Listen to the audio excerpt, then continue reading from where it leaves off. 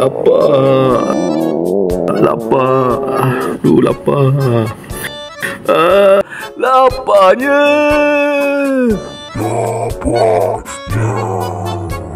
Lah nasib aku lagi ni.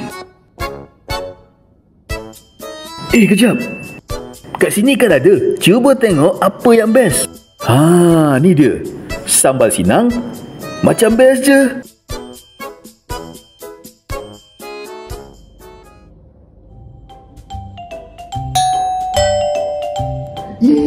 Mesti baru nak sampai.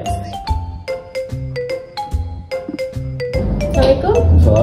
Boleh saya jumpa Tan Sri DJ Riz Al-Sultan tu? Ya, saya. Tan Sri, saya nak minta tanda tangan kat sini.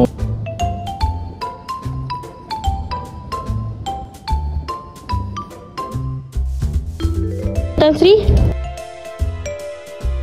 Kejap Tan Sri, saya nak ambil gambar dulu. Okay, 1, 2, 3. 1, 2, 3. 1, 2, 3. 1, 2, 3. Okay, bye. Tadi lapar sampai nak nangis. Sekarang senyum sampai ke telinga. Kalau korang pun tengah lapar, jangan stres.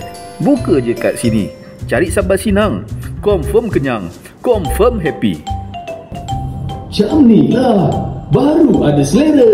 Dapatkan sambal sinang sekarang di kat sini. Sambal padu, rasa tak main-main.